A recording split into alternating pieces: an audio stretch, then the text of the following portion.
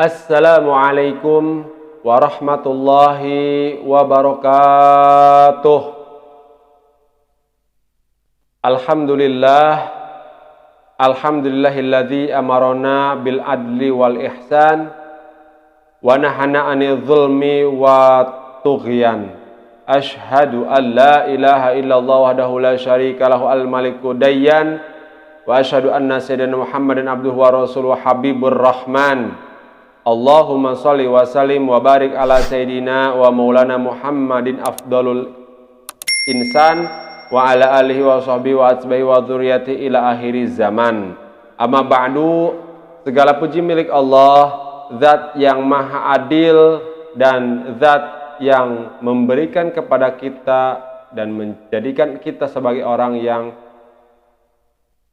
ihsan, selalu berbuat dalam kebaikan. Dan Allah semoga menjauhkan kita dari perbuatan zalim dan aniaya.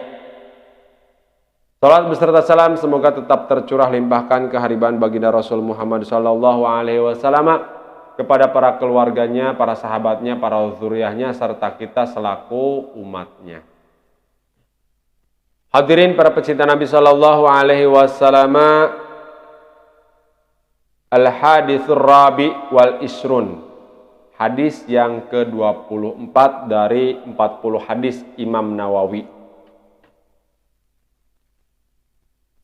An Abi Dzar Al-Ghifari radhiyallahu anhu anin nabiyyi sallallahu alaihi wasallam fima yarwihi ar-rabihi azza wa jalla annahu qala ya ibadi inni haramtu zulma ala nafsi waja'altuhu bainakum muharraman fala tudzallimu ya ibadi kulukum dhallun illa man hadaituhu fastahduni ahdikum ya ibadi kulukum jailun illa man at'amtuhu fastat'imuni ut'imkum ya ibadi kulukum arin illa man kasautuhu fastaksuni aksikum ya ibadi innakum tukhti'una bilali wan nahari wa anna a'afiru dunnuba jami'a fastaghfiruni aghfir lakum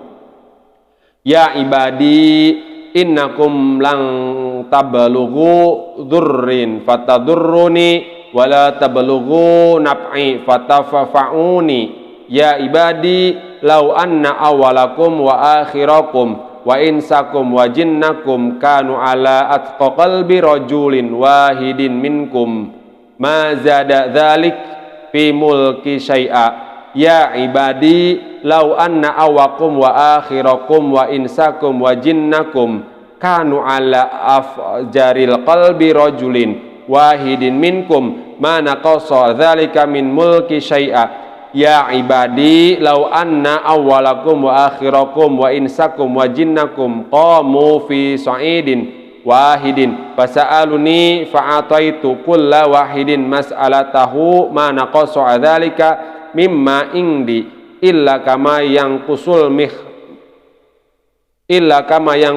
mikhyatu idza udkhilal bahra ya ibadi innama hiya a'malukum uhsiha lakum thumma awafiyakum iyaha faman wajada khaira falyahmadillah wa may wajada ghaira dzalika fala yalumana inna illa nafsahu rawahul Muslim.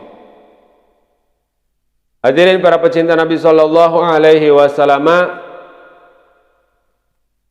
bahwa dikatakan dari Abu Dzar Al-Ghifari, Nabi sallallahu alaihi wasallam bersabda, dari Nabi sallallahu alaihi wasallam menceritakan firman Allah yang maha pemberkah lagi maluhur, di mana Allah Subhanahu wa taala berfirman, ya ibadi ini haramtu zulma ala nafsi, hei hamba-hambaku, sesungguhnya aku mengharamkan perbuatan zalim atau aniaya atas diriku. Arti zalim menurut bahasa wad'u syai' fi ghairi mahallihi, menempatkan sesuatu pada bukan tempatnya, itu zalim. Arti zalim menurut syara at-tasarrufu fi mulkil ghair bi ghairi haq, memperlakukan milik orang lain dengan tanpa izin. Allah Subhanahu wa taala berfirman, "Innallaha la yadzlimun nas syai'a." Sungguhnya Allah tidak menzalimi manusia sedikit pun. Firman Allah lagi, "Innallaha la yadzlimu mithqala dzarrah." Sungguhnya Allah tidak menzalimi meskipun sebesar biji sawi. Firman Allah lagi, "Wa may ya'mal minas solihati wa huwa mu'min fala yahfu dzulman wala hadma." Barang siapa yang berbuat kebaikan dan dia beriman, maka tidaklah takut dizalimi dan dikurangi pahalanya. Hadirin para pecinta Nabi sallallahu alaihi wasallam, kemudian hadis yang ke-24 ini dilanjutkan, wa ja'altuhu bainakum muharrama wala tudzalamu. Dan aku jadikan zalim itu di antara hamba-hambaku diharamkan, dan janganlah kalian saling menzalimi. Zalim adalah sesuatu yang diharamkan. Berbagai bentuk kezaliman, banyak bentuk kezaliman itu. Apa saja bentuk kezaliman? Zulmun ala malil ghair, kezaliman itu atas harta orang lain. Mencuri, zalim. Merampok, zalim. Menipu, zalim. Memakai milik orang lain tanpa izin, zalim. Misalkan ada sandal, kita sedang berjamaah di musola, kita pakai saja sandal orang tanpa izin dulu, itu zalim. Jika seperti ini pernah kita lakukan, maka tidak ada jalan lain supaya kita tidak tergolong orang zalim.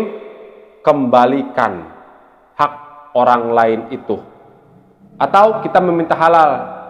Pak punten, tadi sendalnya saya pakai untuk berwudu. Nah, kalau tidak minta dihalalkan, maka tunggu di akhirat. Malaikat Zabani akan senang kedatangan kita. Yang kedua, au naghsul ghair, au nafsul ghair, kepada diri orang lain. Bentuk kezaliman kepada diri orang lain. Contoh, membunuh dengan tidak benar. Artinya ketika ada hukum khusus membunuh dengan penguasa yang berwenang. Membunuh, itu zalim kepada diri orang lain. Melukai orang lain. Memukul dengan tidak benar. Artinya tanpa asbab yang jelas. Ini tidak ada jalan selamat selain meminta halal kepada orang tersebut atau kepada ahli waris jika itu tentang pembunuhan, atau minta dibalas perlakuannya, bunuh lagi, pukul lagi. Terus apalagi jenis kezaliman au irghil ghair, kezaliman pada pribadi orang lain, misalkan menfitnah, menghibah, menggunjing. Ini tidak ada jalan lain selain kita minta halal kepada orang tersebut. Au hurmatil ghair, bentuk yang lain, zalim kepada kehormatan orang lain, misalkan mengganggu atau menggoda istri orang lain. Senior senang istri orang, atau mengganggu, menggoda suami orang lain, pelakor, ya, itu berarti zalim kepada kehormatan orang lain. Jika di dalam dunia ini kita tidak menyelesaikan masalah-masalah tadi, kita tidak selesaikan itu, tidak minta halal atau minta dibalas terhadap orang tersebut yang kita zalimi, itu Nabi menyebut orang tersebut muflis. Muflis itu apa? Muflis itu bangkrut. Atadruna manil muflis? Wahai sahabat-sahabatku, kata Rasulullah, tahukah siapa orang yang bangkrut? Qalu, menjawab para sahabat, al-muflisu fina man la dirhamana lahu wala mata. Orang yang tidak punya uang dan tidak punya harta benda. Jadi orang yang tidak punya uang, miskin dan tidak punya harta benda itu muflis, kata para sahabat.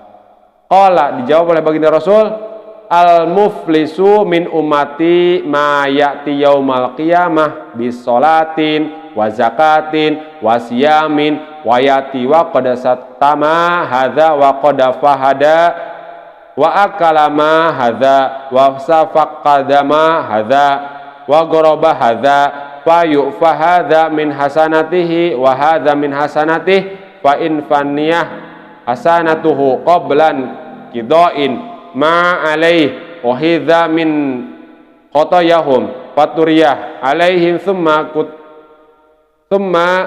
turiha finnar. Orang yang bangkrut itu adalah orang yang datang pada hari kiamat nanti membawa pahala sholat. Orang itu sholat, zakat, puasa, dan dia pun datang ke akhirat membawa dosa.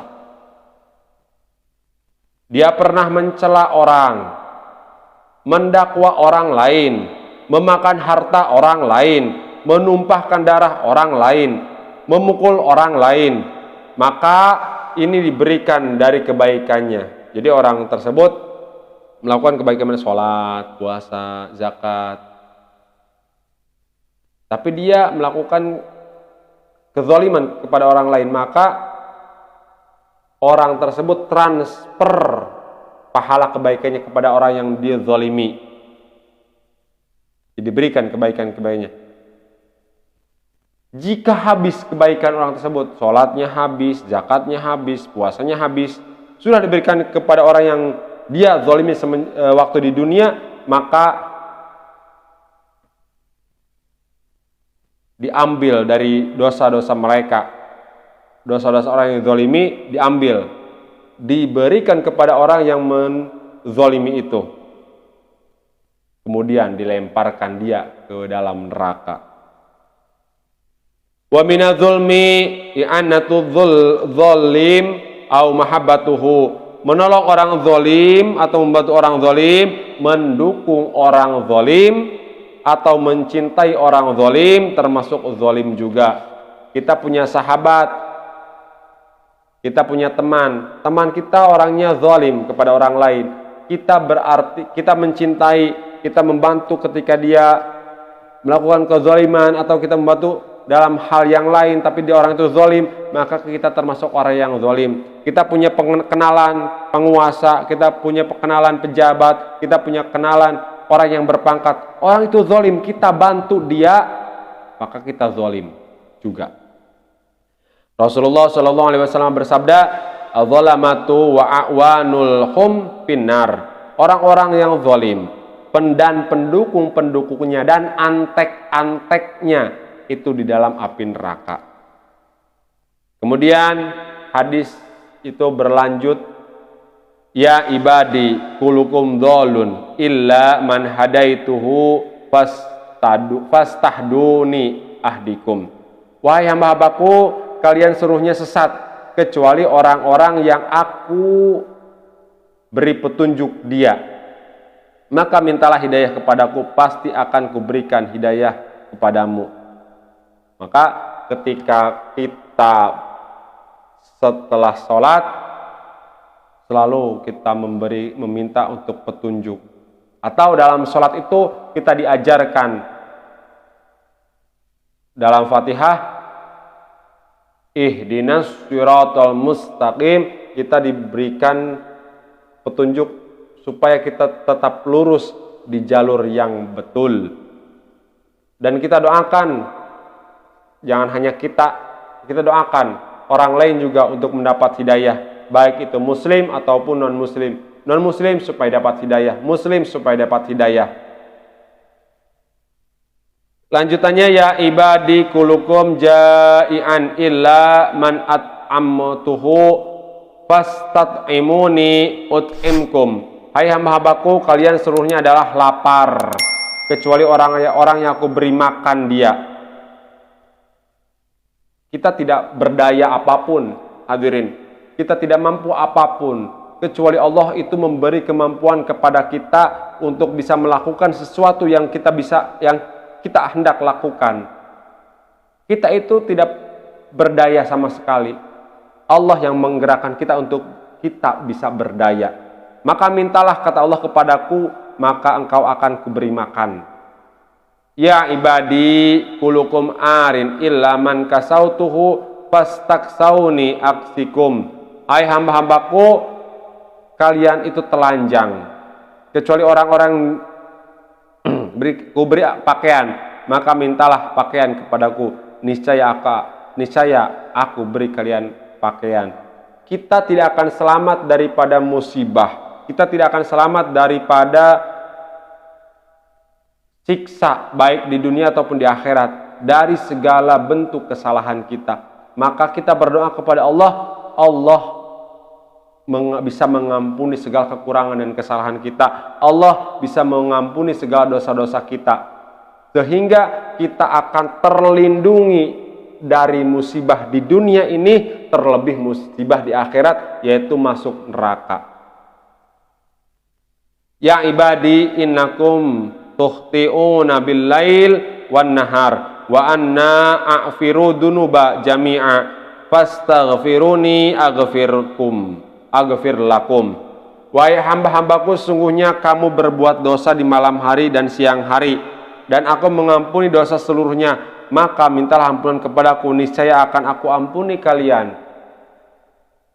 Sebanyak apapun dosa yang kita lakukan, pagi kita melakukan berbuat dosa, siang kita melakukan berbuat dosa, sore kita berbuat dosa, malam berbuat dosa, ketemu pagi lagi berbuat dosa, numpuk dosa-dosa kita, maka tidak ada jalan untuk mensucikan dosa-dosa itu selain meminta ampunan kepada Allah. Yang mau meminta ampunan kepada Allah, kata Allah, pasti akan aku ampuni dosa-dosa kalian.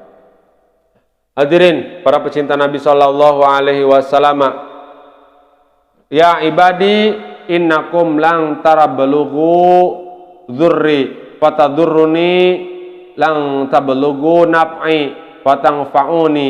Hai hamba-hambaku, kalian tidak akan bisa memudaratkanku dan kalian tidak akan bisa memberikan manfaat kepadaku. Apa yang kita lakukan jangan pernah disangka bahwa itu akan berpengaruh kepada Allah. Allah tidak ngepek dengan kita. Allah tidak akan terpengaruh dengan kita. Entah itu ibadah kita, entah itu kemaksiatan kita. Allah tetaplah Allah, tidak akan terpengaruh. Kita memuji Allah, tidak akan menjadikan Allah naik derajat.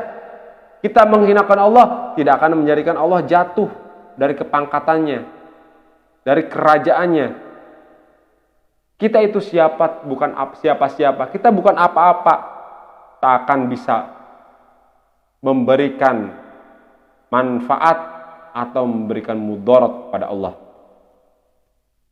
Ya ibadi, lau anna awalakum wa akhirakum wa insakum wa jinakum kanu ala atqa qalbi rajulin wahidin minkum ma za dzalik fi mulki syai'a. Ya ibadi law anna awalakum wa akhirukum wa insakum wa jinnakum kanu ala afjari qalbi rajulin wahidin minkum ma naqasu'a dzalik min mulki syai'a. Wahai hamba-hambaku, kata Allah, seandainya orang yang pertama sampai orang yang terakhir, orang yang diciptakan pertama sampai datangnya hari kehancuran bumi ini, baik manusia ataupun jin, baik golongan manusia ataupun golongan jin, merupakan hati seseorang yang bertakwa, niscaya yang demikian tidak akan menambah kebesaran kerajaanku.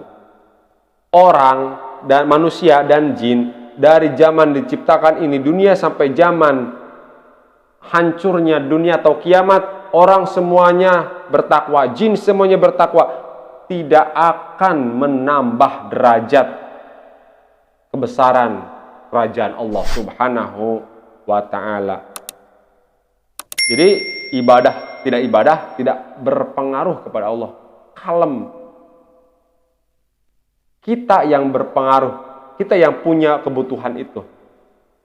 Wahai hamba-hambaku, seandainya yang pertama sampai yang terakhir, dari mulai diciptakan dunia ini, bumi ini, sampai nanti datangnya hari kiamat, baik manusia ataupun jin, semuanya merupakan orang yang jahat, orang yang melakukan maksiat, niscaya tidak akan mengurangi kebesaran kerajaanku sedikit pun. Tidak terpengaruh Allah dengan baik dan buruknya kita sebagai hambanya.